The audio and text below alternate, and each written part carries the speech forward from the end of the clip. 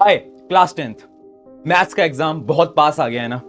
और अब तुम ये सोच रहे हो कि जब आप नए क्वेश्चंस को देख रहे हो तो और डर लग रहा है। अब ये सोच रहे हो कि पूरे साल भर मेहनत तो करी थी इस एग्जाम के लिए, लेकिन ये एग्जाम आखिर कैसा जाने वाला है। क्या पेपर टफ आएगा, क्या पेपर इजी आएगा।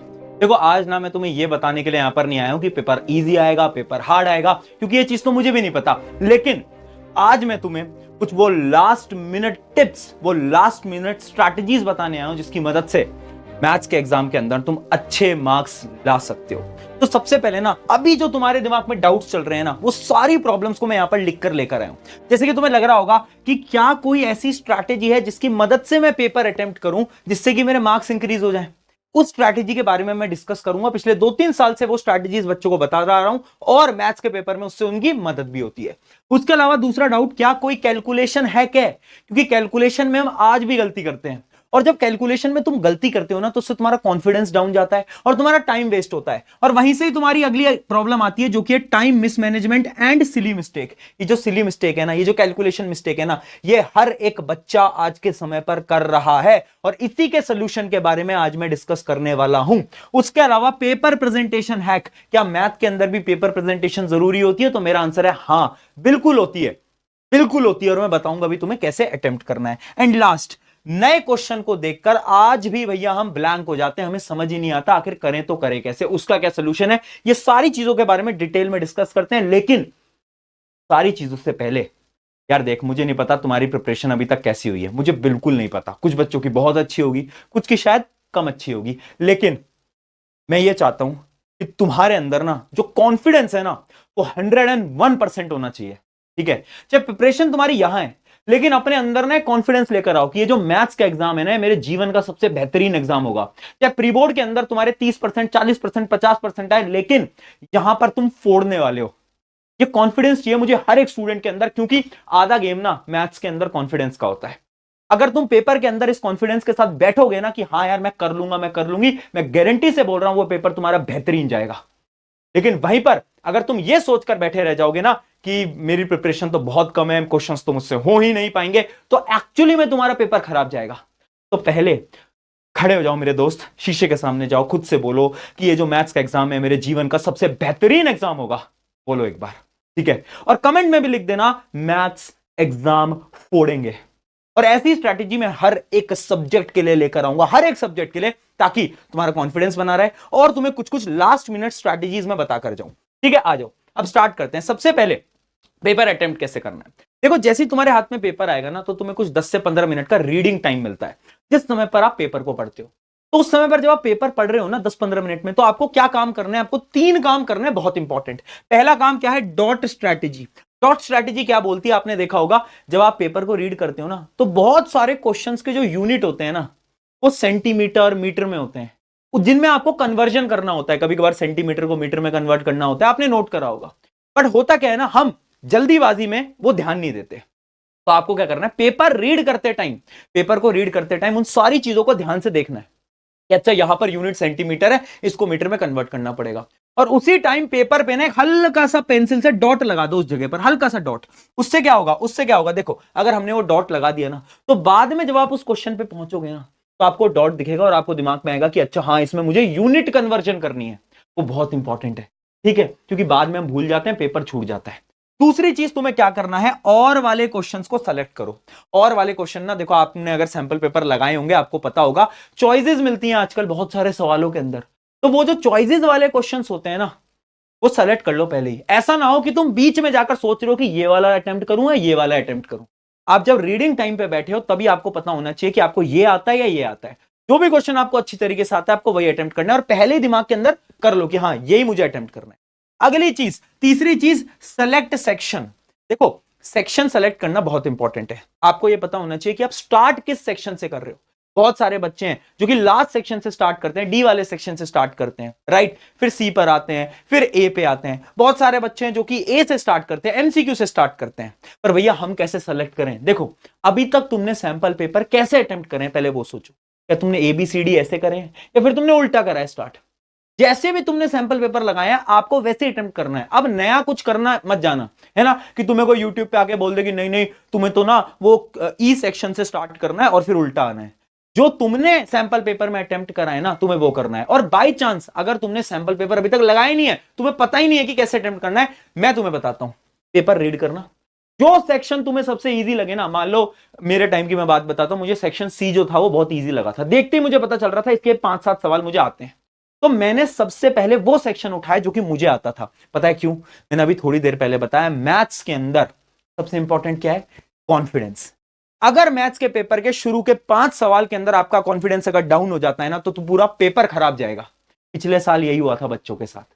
एमसीक्यू से स्टार्ट करा, एमसीक्यू टफ आ गए, एमसीक्यू टफ आ गए तो भाई कॉन्फिडेंस गया, पूरा पेपर खराब हो गया। इसलिए ट्राई करना उस सेक्शन को पकड़ो जो कि तुम्हें पूरा आता है, तुम्हें लग रहा है कि हाँ यार ये तो मेरा स्ट्रॉन्ग है, इसमें तो वो 5-7 सवाल हैं जो कि मुझे आते हैं, ये मैंने करे हुए हैं। उन क्वेश्चंस को उठाओ और फटाफट से उस सेक्शन से स्टार्ट करो। ये बहुत इंपॉर्टेंट स्ट्रैटेजी है, क्योंकि अगर गलत सेक्शन उठाया, कॉन्फिडेंस डाउन जाएगा ही जाएगा। ठीक है, अब हमें पता चल गया हमें कौन से सेक्शन से सेलेक्ट करना है। चलिए आगे बढ़ते हैं। अब अगला पॉइंट आता है, क्या कोई कैलकुलेशन है क्या? भैया हमने कैलकुलेशन में बहुत गलती कर रहे हैं। देखो दो चीजें हैं। पहली चीज तो एक बहुत सिंपल स्ट्रैटेजी है, यहां पर लिखा भी हुआ है स्टे काम। मेरे भाइयों, मेरी बहनों, मेरे प्यारे प्यारे स्टूडेंट्स, मुझे पता है कैलकुलेशन की गलतियां होती हैं। एग्जाम से पहले ना थोड़ी देर ना शांत दिमाग से मेडिटेशन करके जाना। बस 2 मिनट के लिए, 2 मिनट के लिए आंखों को बंद करना और थोड़ा सा ध्यान लगाना। जितना तुम शांत रहोगे, जितना तुम कम हाइपर रहोगे, उतनी अच्छी कैलकुलेशन होगी, ट्रस्ट मी, है ना। हाँ, स्कूल में मिलेंगे दोस्त, बोलेंगे अरे तूने ये वाला क्वेश्चन करा, अरे तूने वो वाला सवाल लगाया। एग्जाम में घुसने के बाद, एग्जाम हॉल के बाहर भी हो ना तुम खड़े हुए, तो तुम्हें कोई डिस्कशन नहीं करना है। दोस्तों से बोलो कि हाँ कौन सी मूवी देखी है, कौन सी पिक्चर देखी है, हाँ, पढ़ाई की बात तो करनी नहीं है। ऐसा ना हो जाए कि कोई तुम्हें अगर ये बोल दे कि यार ये वाला क्वेश्चन तो बहुत इंपॉर्टेंट है, तूने तो सॉल्व ही नहीं करा। ये मत करना। क्यों? क्योंकि इससे क्या होगा, तुम थोड़े स्ट्रेस में आओगे, कैलकुलेशन में गलती कर दोगे। मैथ्स में थोड़ा सा शांत हमें रहना पड़ेगा। दूसरी चीज, रफ वर्क स्ट्रैटेजी। देखो तुम्हें क्या करना है ना, जो लास्ट पेज होता है ना आंसर शीट का, उसमें हेडिंग डालना रफ। मैं आपको एक बार करके भी दिखा देता हूं। जैसे लास्ट पेज है, इसको मैंने क्या करा, इसमें मैंने हेडिंग डाल दिया रफ। अब इसमें ना मैं रफ वर्क कर रहा हूं। मान लो मैं क्वेश्चन नंबर 5 का रफ वर्क कर रहा हूं, तो तुम्हें क्या करना है ना, छोटा सा ना क्वेश्चन का नंबर भी लिख देना है। जैसे मैंने यहां पर लिख दिया है छोटा सा Q5, और अब मैं इसका ऐसे रफ वर्क कर रहा हूं, और उसको मैंने ऐसे डब्बे में बंद कर दिया। ऐसी क्वेश्चन नंबर 6 का रफ वर्क मैं यहां कर रहा हूं, इसको मैंने डब्बे में बंद कर दिया। अब भैया क्वेश्चन लिखना क्यों जरूरी है? क्योंकि बाई चांस अगर तुम्हें ऐसा लग रहा है ना यार, तुम्हें ना लास्ट में जाकर आंसर्स को चेक करना है, तो तुम वापस से तो कैलकुलेट करोगे नहीं, तुम वापस से तो स्टेप बाय स्टेप चेक करोगे नहीं, उतना टाइम नहीं मिलता मैथ के पेपर के अंदर। तो तुम्हें क्या करना है, लास्ट पन्ने पे जाना है जहां तुम रफ कर रहे हो, तुम देखोगे अच्छा क्वेश्चन नंबर 5 यहां पर है, क्या मैंने कैलकुलेशन सही करी है? हाँ करी है, ठीक है मेरा आंसर सही है। समझे बात को? बच्चे क्या करते हैं, रैंडमली करते जाते हैं, लास्ट में चेक ही नहीं कर पाते हैं। और अगर चेक नहीं कर पाते, बाई चांस कोई कैलकुलेशन में मिस्टेक होगी, तो वहां पे नंबर कट जाते हैं। इसलिए ये जो रफ वर्क स्ट्रैटेजी है ना, ये बहुत काम आएगी। लास्ट पेज पे आप कुछ भी करो, टीचर को कोई प्रॉब्लम नहीं होती, बस हेडिंग ऊपर डाल देना बड़ा बड़ा रफ, और वहां पर आप रफ करते रहो, कोई इशू नहीं आने वाला, गारंटेड है। सब करते हैं, मैंने भी करा था लास्ट ईयर, आपके सीनियर ने भी करा था, कोई इशू नहीं आएगा। ठीक है जी, इतनी चीज समझ में आ गई, कैलकुलेशन मिस्टेक का हैक भी मिल गया। अगली प्रॉब्लम, टाइम मैनेजमेंट। भैया टाइम नहीं हो रहा है मैनेज। मैं आज बता रहा हूं, बहुत सारे बच्चों का पेपर छूटने वाला है। हर साल छूटता है, कोई नई चीज नहीं है। क्यों? दो रीजन है। पहला रीजन, प्रैक्टिस क्वेश्चंस। देखो अगर आपने क्वेश्चंस की प्रैक्टिस कम करी है ना, और अगर आपको आपके पेपर के अंदर सारे सवाल नए दिख रहे हैं, न्यू टाइप ऑफ क्वेश्चन दिख रहे हैं, तो हाँ आपका पेपर छूटेगा। क्योंकि नए टाइप के क्वेश्चन में आपको दिमाग लगाना पड़ेगा, सोचना पड़ेगा, फिर आप अटेम्प्ट करोगे, तो उसमें टाइम लगता है, पेपर छूटता है। लेकिन अगर आपने डिफरेंट टाइप के क्वेश्चंस बहुत सारे करे हैं ना, तो आपका पेपर नहीं छूटेगा 101%।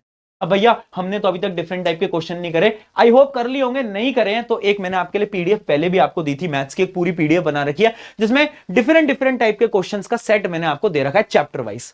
उसकी लिंक डिस्क्रिप्शन में, उसके जितने भी टाइप ऑफ क्वेश्चन है एटलीस्ट वो तो एक बार देख लेना। उसके अलावा तुम्हें और भी क्वेश्चन प्रैक्टिस करने पड़ेंगे, बट टाइम कम है, तो एटलीस्ट ये जो मैंने ऐसी शीट बना रखी है, इसमें मैंने टाइप ऑफ क्वेश्चन दे रखे हैं हर चैप्टर के। वो टाइप ऑफ क्वेश्चंस क्या आपको आते हैं, क्या आपने प्रैक्टिस करे? अगर करें तो वेल एंड गुड है, बहुत बढ़िया बात है। ठीक है, पहली चीज तो ये हो गई टाइम मैनेजमेंट के लिए। दूसरी चीज क्या है टाइम मैनेजमेंट के लिए, कि अगर भैया पेपर हार्ड आया, पेपर लेंदी आया और टाइम मैनेज नहीं हो पाया, तो क्या होगा? एक दोस्त, एक टिप बताऊं, एक स्ट्रैटेजी बताऊं। अगर बाई चांस पेपर हार्ड आता भी है, पेपर लेंदी आता भी है, तो क्या वो तेरे अकेले के लिए लेंदी है? क्या वो तेरे अकेले के लिए हार्ड है? नहीं, सबके लिए हार्ड है। अरे जितने भी लोग हैं जो कि बोर्ड एग्जाम देने वाले हैं, सबके लिए हार्ड है। तो यानी तुम्हारा अकेले का पेपर खराब तो जाएगा नहीं, सबका पेपर खराब जाएगा। और जब सबका पेपर खराब जाएगा तो चेकिंग इजी होगी, चेकिंग इजी होगी तो मार्क्स अच्छे आएंगे। बात को समझ रहे हो बात को? तो बाई चांस अगर पेपर हार्ड आ गया, पेपर अगर लेंदी आ गया, तो घबराना नहीं है, डरना नहीं है। ये सोचना है यार मेरे अकेले का थोड़ी ना हार्ड है भाई, सबका हार्ड है ना, सबका टफ है ना, तो नंबर तो सबके कमाने हैं, जिससे लीनियंट चेकिंग होगी, नंबर ऑटोमेटिकली इंक्रीज कर दिए जाएंगे। समझ में? ये चीज मैं इसलिए बोल रहा हूं, पैनिक मत करना यार, पैनिक मत करना। मुझे पता है तुम्हें डर लग रहा है, मुझे पता है तुम्हारी रातों की नींद उड़ी पड़ी है, मुझे पता है तुम्हें हल्का हल्का सा प्रेशर फील हो रहा है कि यार बोर्ड एग्जाम कैसे होंगे कैसे नहीं होंगे। मैं बोल रहा हूं पैनिक मत करो, बिल्कुल मत डरो। ये तुम्हारी लाइफ के सबसे बेहतरीन एग्जाम जाएंगे यानी जाएंगे, खुद पे भरोसा रखना पड़ेगा। इसलिए अगर पेपर हल्का सा भी टफ दिखे कोई बात नहीं ना, सबके लिए टफ होगा, जितना आता है मैं उतना अटेम्प्ट करूंगा और अच्छे से अटेम्प्ट करूंगा, पैनिक नहीं होऊंगा मैं। ये खुद पे भरोसा रखना पड़ेगा, इतना रख लोगे तो काम चल जाएगा। चलो आगे बढ़ते हैं। अगली चीज क्या है? अगली चीज है हमारी प्रेजेंटेशन टिप्स। कुछ ऐसे टिप्स जिससे कि मैथ के पेपर को आप अच्छी तरीके से अटेम्प्ट करके आ पाओगे। ये इंपॉर्टेंट टिप्स है, ध्यान से सुनना। पहली चीज, एक तो यार गिवन टू फाइंड ये सब आपको लिखना पड़ेगा। अगर कोई थ्योरम आ गई, कोई प्रूफ आ गया, तो गिवन लिखो, टू फाइंड लिखो। वो जो प्रूफ वाले क्वेश्चन होते हैं उसमें आपको सारी चीजें लिखनी है। आपको ये मान के चलना है कि वो जो कॉपी चेकर हैं, जो एग्जामिनर्स हैं, उनको कुछ नहीं आता। आप एकदम बेसिक बच्चों के लिए लिख के आ रहे हो, ऐसे लिखो, फॉर्मूलाज को ब्रैकेट में लिखो, सब कुछ मेंशन करके आना है बोर्ड की कॉपी के अंदर, ठीक है? फॉर्मूला लिखो, स्पेशली यूनिट लिखना मत भूलना। फाइनल जो आपका आंसर आए ना उसको डब्बे में क्लोज करना। जैसे कि 10 मीटर आया तो 10 मीटर को ऐसे डब्बे में क्लोज करा, बहुत इंपॉर्टेंट है। लास्ट में डब्बे में क्लोज करते हैं तो टीचर क्या करते हैं, फाइनली आंसर देखते हैं, आंसर उन्हें सही दिखता है, टिक करते हैं, आगे बढ़ जाते हैं। ये बात को, तो ये भी बड़ा इंपॉर्टेंट हो गया। अगली चीज, एंगल को डिफाइन करो। मान लो एक ट्राइंगल का कोई क्वेश्चन आ गया, तो उसमें आपने एक एंगल लिया है, तो उसको डिफाइन करो ना। लेट एंगल ए बी, बताओ ना वो एंगल कौन सा है, डिफाइन करना मत भूलना एंगल्स को। स्पेशली जब आप कुछ प्रूफ वगैरह कर रहे होते हो तो उसमें आपको एंगल ट्राइंगल के डिफाइन करने पड़ते हैं। सिमिलरली सर्कल का कोई क्वेश्चन है, एंगल डिफाइन करना मत भूलना। अगली चीज, रफ वर्क इन लास्ट। में आपको बता चुका हूं कि जो साइड के वो जो मार्जिन आप बनाते हो उनमें आप रफ वर्क वैसे कर सकते हो, बट वो उतना अच्छा नहीं लगता। तो सजेशन ये होता है कि आप लास्ट में करो। बट अगर आप वो मार्जिन में भी करना चाहते हो तो आपकी इच्छा है, ऐसे कोई नंबर वंबर नहीं करते उसके, लेकिन लास्ट में करते हैं तो बेटर लगता है, प्रेजेंटेशन अच्छी लगती है, ठीक है? उसके अलावा बाई चांस कोई क्वेश्चन तुमने गलत अटेम्प्ट कर दिया, तुमसे पूरा सॉल्व नहीं हो पाया, तो क्या करना है, पेंसिल से एक सिंपल सा उस पर कट लगाना है, सिंपल सा एक कट लगाना है, और नेक्स्ट पेज पे वापस से उस क्वेश्चन को स्टार्ट कर दें। ये मत सोचना अरे यार मेरा तो पूरा क्वेश्चन गलत हो गया, मेरी तो आंसर शीट ना बहुत गंदी लग रही है और टीचर नंबर काट लेंगे। नहीं, कोई गलत हुआ पूरा कट मारो, अगले पेज पे स्टार्ट करो। यार आंसर शीट ना बहुत है हमारे पास, है ना, बोर्ड वालों के पास बहुत है, तुम जितनी आंसर शीट भर सकते हो उतनी भरो ना, क्या दिक्कत है? कोई टेंशन वाली बात नहीं है ना, पेज की कमी थोड़ी ना है, आंसर शीट भरो, तुम्हें कोई टेंशन वाली बात नहीं है। आई बात समझ में? ये कुछ प्रेजेंटेशन की टिप हो गई। अब आते हैं हम फाइनली कुछ लास्ट एंड फाइनल टिप्स पे। देखो, एक बैक बेंचर स्ट्रैटेजी बता रहा हूं, प्लीज अटेम्प्ट एवरी क्वेश्चन। हर एक सवाल को अटेम्प्ट करके आओ। अगर तुम वो हो ना इसको, मान लो 4 सवाल नहीं आए समझ में, अटेम्प्ट करो, फॉर्मूला लिखो, 4 स्टेप पे आओ, आधा ही होगा चाहे तुमसे, बट वो आधा भी करके आओ। पता है क्यों? क्योंकि बोर्ड एग्जाम में स्टेप मार्किंग होती है। तो अगर आप फॉर्मूला सही लिख रहे हो, अगर आप 2-3 स्टेप भी ठीक कर देते हो ना, तो 4 में से 1 नंबर तो मिल ही जाएगा, 2 नंबर तो मिल ही जाएंगे। समझे बात को? इसलिए मैं कह रहा हूं कि आपको सारे सवाल अटेम्प्ट करने हैं। Try to attempt every possible question. नहीं भी आता तो भी अटेम्प्ट करना पड़ेगा। दूसरी चीज, स्टार्ट विद इजी क्वेश्चन। ये मैंने आपको पहले भी बताया कि आप वो सेक्शन को चूज करना प्लीज जो इजी है, ये बहुत इंपॉर्टेंट है ना। बट अगर आप सैंपल पेपर में जिस ऑर्डर से आप अटेम्प्ट करते आ रहे हो, आपको वही ऑर्डर उठाना है। बट अगर आपने अभी तक सैंपल पेपर नहीं लगाया, आपकी प्रैक्टिस उतनी नहीं है, तो उस सेक्शन को उठाना जो कि इजी हो। वेरी इंपॉर्टेंट, ये स्ट्रैटेजी ना बहुत काम आने वाली, ठीक है?